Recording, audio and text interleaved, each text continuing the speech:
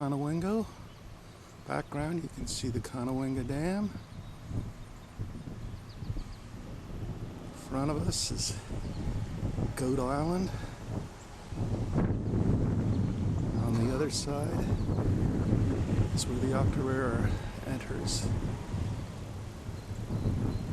I've spent many an hour down here fishing and also hunting Indian relics. During the war, the shoreline was shut down so people couldn't go along it, as well as this whole area shut down boats. When the war ended, late 40s, lots of Indian relics were found both along the Octorara and as well as at the very end of Goat Island, which has since been covered over about the area where all the trees are growing. That was all exposed island in the 50s, 60s, and you could still find Indian relics there. When we went fishing, this is where we put the boat in many times. The area was run by Paul Swaggart, who lived up the road a piece. They have since put a boat launch in. Years ago there was no boat launch, of course.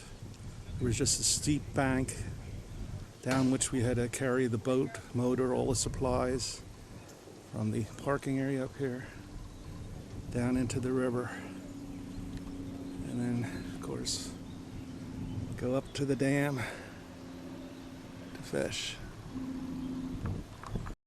Over at the Octorara Creek there's another area to put boats in when the water was up. That was run by Jay Quinzer, and spring of the year, this was quite the place to be. A lot of activity. That's the sirens, meaning they're turning on more water. As you can see, there's not very much water. They're going to put on another wheel.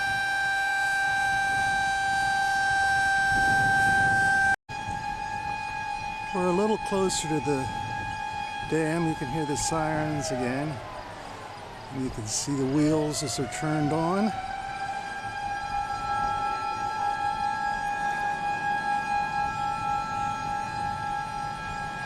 On the far side you can see the fishway that was erected several years ago, and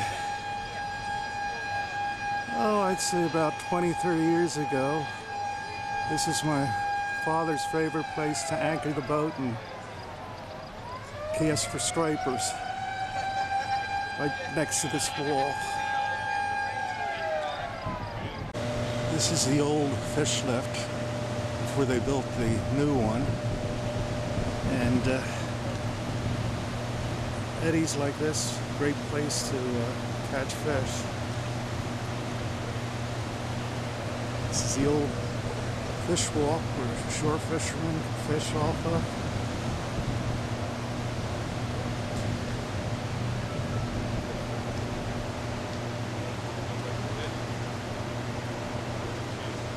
You can see the birds diving for bait that's going through the wheels. Of course, this is what the stripers, the rockfish, would feed on. Go out in this area and lots of action. And again, I think you're not even allowed up there now anymore. So, while there's still a lot of fish, the fishing range is sort of been lessened.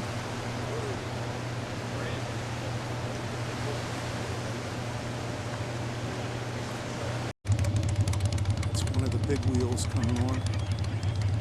As you can see, it throws off a lot of water. You had to be very careful when you were fishing up there.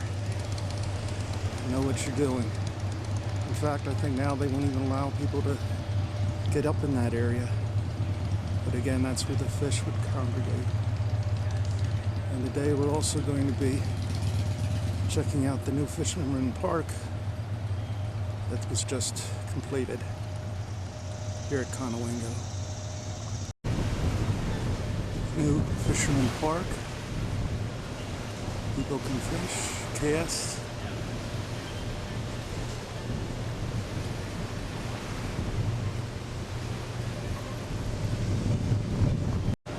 More and more birds are congregating as fish keep flowing through the wheel. The birds feasting upon them. Larger fish that just went through the wheels get stunned.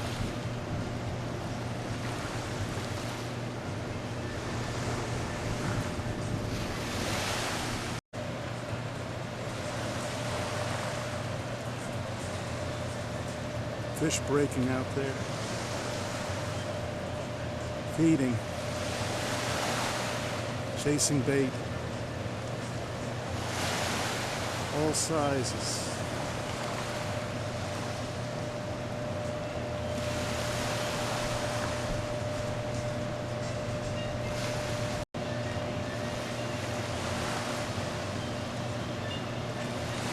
Sometimes it takes a while for these fish to move on up here and start feeding on the bait as it comes through, but it seems to be quite a nice little school in there right now.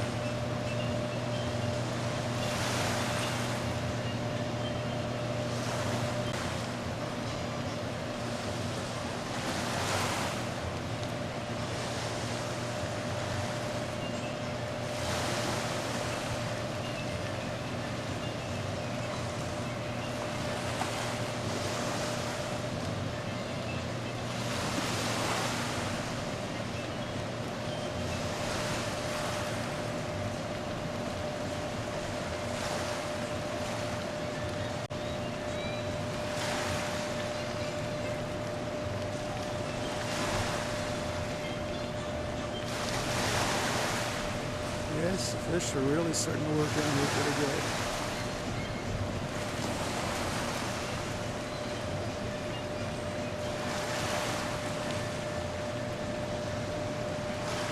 Bait's flying and larger fish are following.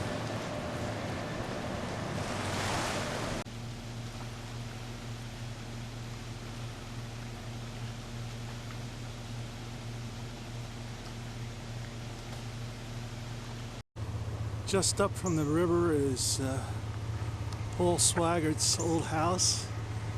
This is the guy that rented the boats and had a boat ramp and things such as that. He also sold a little bit of everything. There you could buy bait and hooks and all sorts of stuff. As well on Sunday you could even get a beer at the location. And my most vivid memories come from this area on the other side. Paul was also a butcher, and the one day I remember going up there and seeing a whole pile of pig heads laying there amidst blood everywhere. So that made an impression on me as a child many, many years ago. But now it appears the house is abandoned. Still a great spot. Stream that flew by where he used to keep live bait that he sold. Heading on back now towards Lancaster. Well, we're about ready to go over the bridge here at Conowingo. Gone over this many, many times.